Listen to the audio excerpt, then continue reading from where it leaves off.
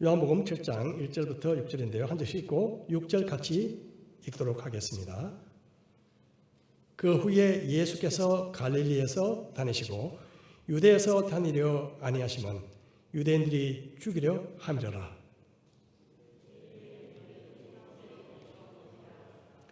그 형제들이 예수께 이르되 당신이 행하는 일을 제자들도 보게 여기를 떠나 유대로 가소서.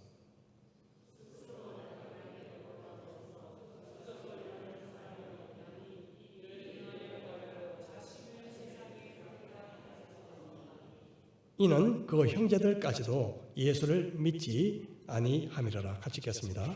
예수께서 이르시되 내 때는 아직 이르지 아니하였거니와 너희 때는 늘 준비되어 있느니라. 아멘. 잠시 기도하겠습니다. 하나님, 오늘 또 말씀을 나누는 시간입니다. 성령께서 말씀의 금으로 우리의 심령을 찔러 쪼개는 역사가 이 시간 일어나기를 원합니다. 말씀으로 새롭게 되는 역사가 있기를 원합니다. 말씀으로 우리 인생의 방향을 새롭게 돌리는 역사가 있기를 원합니다.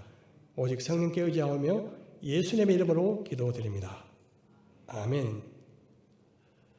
예수님은 30세쯤 공개적인 활동을 하셨고요. 약 3년 좀 지나서 십자가에 못 박혀 돌아가셨습니다. 예수님의 사역 기간이 3년이 된다는 것을 어떻게 알 수 있느냐? 요한복음을 통해서 예수님의 공생애 중 6월절이 4번 나온다는 것에서 힌트를 얻을 수가 있습니다. 6월절은 바로 이스라엘 백성들이 이집트에 종살이 하다가 모세의 인도로 나왔던 그 날을 기념하는 그런 절기죠. 자, 도표를 한번 띄워보실까요? 자, 도표를 한번 보시면요. 6월절이 4번이 나오죠. 그러면 활동한 기간은요, 3년이 됩니다. 그죠? 3년. 그리고 예수님께서는 마지막 6월절 날 십자가에서 돌아가셨죠. 그런데 예수님의 사역은요, 시작은 6월절 날 시작하신 것이 아니고 첫 번째 6월절 그 이전에 이미 시작을 하셨습니다. 그래서 우리가 예수님의 그 공생애, 공적 그 사역 기간을 3년 좀 더 넘게, 대략 3년 반 정도로 우리가 보는 이유가 바로 여기에 있습니다. 예수님께서 주로 하신 일은 제자들을 가르치시고, 그리고 복음을 전파하시고, 그리고 병자들을 치유하시는 그 사역이었습니다. 이 3년 반, 얼마나 짧은 기간입니까, 사실? 우리 대학 신입생들이 대학에 입학해서 졸업할 때까지보다 더 짧은 그 기간 중에 예수님은 하나님의 뜻을 완벽하게, 완전하게 이루셨습니다. 이 짧은 시간 동안 하나님의 뜻을 완전하게 이루셨던 비결이 어디 있을까요? 오늘 본문 속에서 저는 한 단어에서 그 비밀을 찾게 됩니다. 그 단어는요, 바로 때라는 단어입니다. 헬라어로 카이로스라는 그런 단어죠.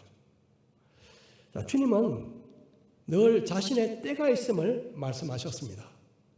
그리고 늘 그 때에 자신의 시간표를 맞추고 사셨죠. 요한복음 7장 1절로 한번 돌아가 보겠습니다. 그 후에 예수께서 갈릴리에서 다니시고 유대에서 다니려 아니하시면 유대인들이 죽이려 함이러라. 유대인의 명절인 초막절이 가까운지라. 자, 제일 처음에 보면 그 후에 돼 있죠. 그 후는 앞장에 나오는데요. 바로 6월절 이후를 이야기합니다. 이 6월절은요. 예수님께서 공생애 동안 맞이한 4번의 6월절 중에 3번째였습니다. 3번째. 자, 이 3번째 6월절 날은 예수님은 예루살렘으로 올라가지 않으시고 갈릴리에서 계속 남아서 사역을 하셨습니다.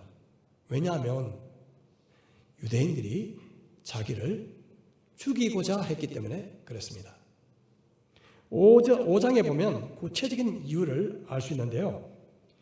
유대인들이 이로 말미암아 더욱 예수를 죽이고자 하니 이는 안식일을 범할 뿐만 아니라 하나님을 자기의 친아버지라 하여 자기를 하나님과 동등으로 삼으심이러라. 유대인들이 예수님을 죽이고자 했던 두 가지 이유. 첫 번째는 안식일 율법을 범한 것이었고, 두 번째는 자신을 하나님과 동등으로 삼으셨다. 그렇게 그 이유 때문이다. 그렇게 말씀하고 있습니다. 예수님은 안식일에 병자를 고쳐주셨죠. 사실상 이 일은 오랫동안 병에 묶여있던 병자를 고쳐주심으로 그에게 참된 안식을 주신 것이었습니다. 그럼에도 불구하고 유대인들은 안식일 율법을 문자 그대로 아무 일도 하지 않아야 하는 그런 날로 규정하고 해석했고, 그래서 예수님을 안식일 율법을 어긴 위법자라고 간주했던 것입니다. 그리고 예수님은 자신을 하나님과 동등하다 그렇게 말씀을 하셨습니다.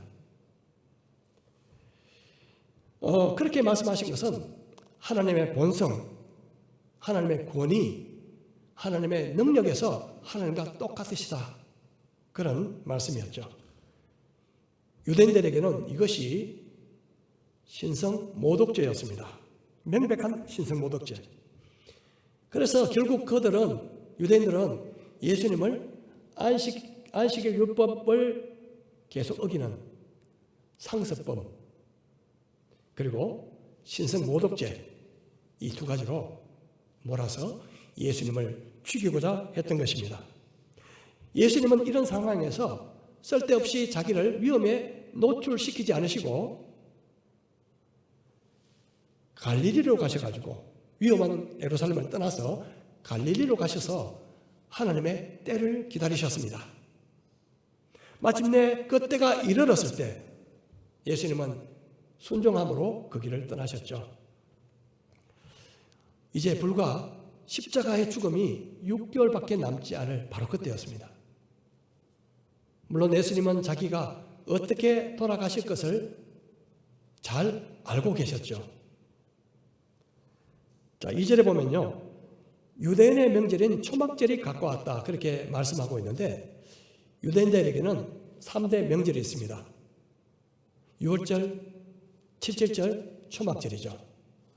6월절은 말씀드린 것처럼 이스라엘 백성들이 이집트 노예 상태에서 해방된 날, 그리고 7.7절은 첫 밀추수를 하나님 앞에 바치는 날, 그리고 초막절은 이스라엘 백성들이 40년 동안 광야에서 방황할 때 그것을 기념해서 초막을 짓고 일주일 동안 사는 그 절기였습니다.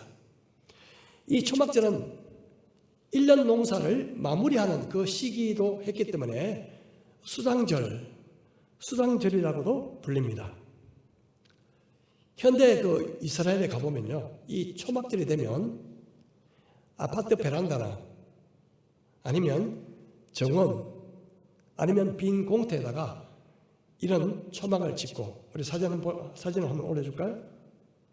예, 이런 초막을 짓고요, 시간을 보내는데, 잠도 여기서 잘까요? 예, 현대 유대인들은 여기서 잠을 잘 자지 않습니다. 집에서 자죠. 하지만 이곳에서 시간들을 많이 가족들과 함께 보냅니다.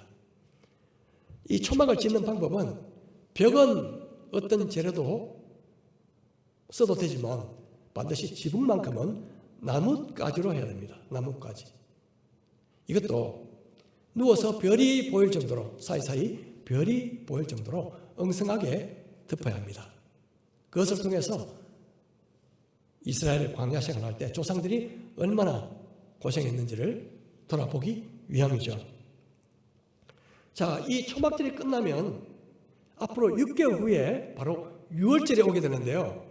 이 6월절은 예수님 마지막 6월절, 바로 십자가에 못 박히는 바로 그날이었습니다. 결국 이제 예수님은 살아생전에 갈릴리로 갈 수가 없으셨죠. 이제 마지막 남은 6개월 시한부 인생이셨던 것입니다. 예수님은 지금까지 복음 전파와 가르침과 병자 치유 사역을 통해서 자신이 바로 하나님의 아들이시며 우리에게 영원한 생명을 주시기 위해서 이 땅에 오신 구세주이심을 분명하게 나타내 주셨습니다. 하지만 사람들은 예수님을 쉽게 믿지 않았고요. 또 유대인들은 거기다가 예수님을 죽이려고 했죠. 놀랍게도 예수님의 친동생조차도 예수님을 믿지 않았다고 성경은 기록하고 있습니다. 7장 5절에 보면 이는 그 형제들까지도 예수를 믿지 아니함이라. 더욱이 예수님의 형제들은 이제 초막절 절기가 되면 사방에서 수많은 유대인들이 예루살렘으로 모이기 때문에 그 자리에 가서 당신을 확실하게 보여주라. 메시아로 확실하게 나타내보라. 그렇게 권유했죠. 이때야말로 절호의 찬스가 아니냐, 그런 말이었습니다. 예수님께서 대중들 앞에서 놀라운 기적을 행하시면 폭발적인 인기를 얻게 되겠죠. 그러면 예수님의 동생들도 뭔가 이득이 생기지 않을까, 그렇게 생각했을지도 모르겠지만 분명한 것은 예수님의 동생들도 예수님의 부활을 목격하기 전까지는 예수님을 믿지 않았다는 것입니다. 대략 한 20년 정도 같이 살았지 않았을까요? 예수님과 같이 그렇게 오랫동안 같은 집에서 살았음에도 불구하고 예수님을 믿지 않았다는 것은 결국 물리적으로 아무리 가까이 있다고 믿는 것이 아니다. 그것을 말해 주는 것 같습니다. 교회 배당이 바로 내 옆집에 있다 해도 내가 쉽게 믿을 수 있는 것이 아니고, 내 가족 형제 중에 누가 목사가 있다 해도 내가 믿게 되는 것이 아니고, 내 남편이 예수 믿는다고 해서 내가 아내가 믿게 된다, 그것은 아니라는 거죠. 왜냐하면 아무리 가까운 가족이라 할지라도 세상에 속한 자라면 영적 세계를 보지 못하기 때문에 그렇습니다. 예수님은 이렇게 기도하셨죠. 내가 세상에 속하지 아니함 같이 그들도 세상에 속하지 아니하였사옵나이다. 그리스도께 속한 사람은 추구하는 목적이나 그리고 가장 중요하게 여기는 가치나 살아가는 방식이 세상과 다릅니다. 그리스도인이 추구하는 목적은, 최고의 목적은 바로 하나님의 영광이고, 소중하게 여기는 가치는 바로 복음이고, 그리고 그리스도인이 살아가는 방식은 바로 믿음인 것입니다. 세상에 속한 사람은 죽음이 그 끝이지만 하나님께 속한 사람은 바로 죽음이 새로운 시작일 뿐입니다. 예수님은 너와 나의 때가 다르다, 그렇게 말씀하셨습니다. 때가 참 중요하죠. 우리가 살아가는데 때를 잘 만나면요, 참 어려운 일도 싹 풀리고, 때를 잘못 만나버리면 아무리 쉬운 일도 꼬이기 마련입니다. 세상 사람들은 보통 내게 가장 이익이 되는 그때, 나의 야망과 꿈을 성취할 수 있는 그때를 찾고 기다리죠. 하지만 예수님은 하나님의 때를 온전히 이룰 그때를 기다리셨습니다. 하나님의 때를 따라 산다는 것은 바로 하나님의 시간표를 따라 산다는 것이죠. 이제 예수님은 마지막 6개월, 이 마지막 시간표에 따라서 돌아오지 못할 예루살렘으로 드디어 발걸음을 옮기셨습니다. 예수님께서 드디어 예루살렘에 가셔서 사역을 하시다가요, 잠시 요단강 건너편에 있는 그 지역에 잠깐 옮겨가 계실 때가 있었습니다. 그때 베다니 마을에서, 베다니라는 그 마을에서 급한 전갈이 오게 되죠. 그곳에 예수님께서 평상시 아주 사랑하셨던 세 남매가 살고 있었습니다. 나사로, 마르다, 그리고 마리아였죠. 그런데 이 오빠인 나사로가 병에 걸려 죽어가고 있다는 그런 증거리 왔습니다. 예수님을 믿었던 마르다와 마리아는 속히 예수님께서 오셔서 그에게 안수하심으로 그의 병을 고쳐주실 것을 간절히 바랐겠죠. 그런데 예수님의 계획은 전혀 달랐습니다. 그것은 나사로가 살아있을 때 가시는 것이 아니라 이미 죽은 후에 가시는 것이었습니다. 아마 가까운 사람이 위독하다는 소식을 듣게 되면 만사를 젖혀놓고 당장 달려가지 않겠습니까? 하지만 예수님은 나사로가 병들었다는 소식을 들으시고 일부러 이틀을 지체하신 후에 비로소 나사로가 죽은 뒤에 출발하셨습니다. 예수님이 도착하셨을 때는 이미 나사로가 죽은 지 나흘이 지난 때였죠. 예수님이 오셨다는 말을 들은 마리아는 급히 뛰어나갔습니다. 그리고 예수님께 이렇게 하소연을 하죠.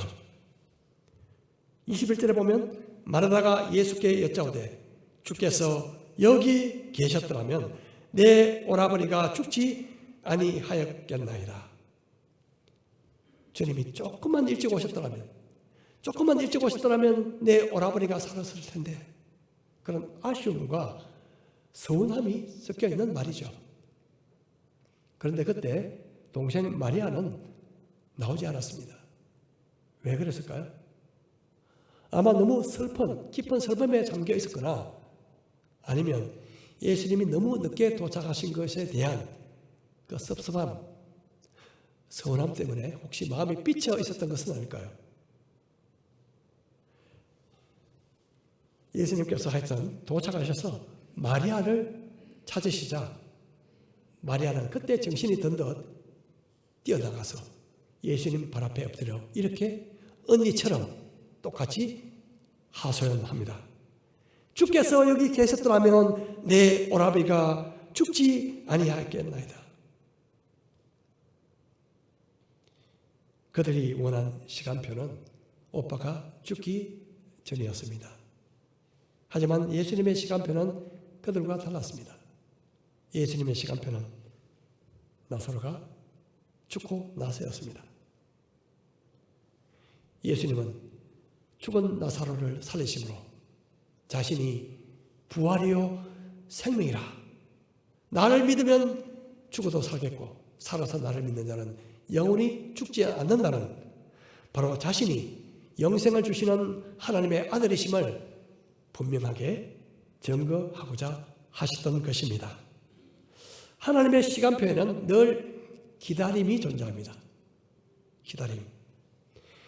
기다리다가 때로는 답답해서 미쳐 죽을 지경이 된다 하더라도 하나님은 내 때를 기다리라, 그렇게 말씀하십니다. 아브라함은 75세 때 아들을 약속받았지만 그를 통해서 민족이 이루어질 것을 약속받았지만 그 약속이 성취되기 위해 그까지 25년을 기다렸습니다. 야곱은 집을 떠나 아버지 집으로 돌아가기까지 20년을 기다렸습니다. 모세는 40살 때 내가 이제 하나님을 위해서 뭔가 해보겠다 나섰지만 하나님은 아직 아니다. 40년을 더 기다려야 했습니다. 이스라엘 민족이 가나안 땅을 들어가기 위해서 40년을 광야에서 기다려야만 했습니다. 예수님은 본격적인 사역을 시작하기 전까지 30년을 기다리셨습니다. 기다림은 믿음이 필요합니다.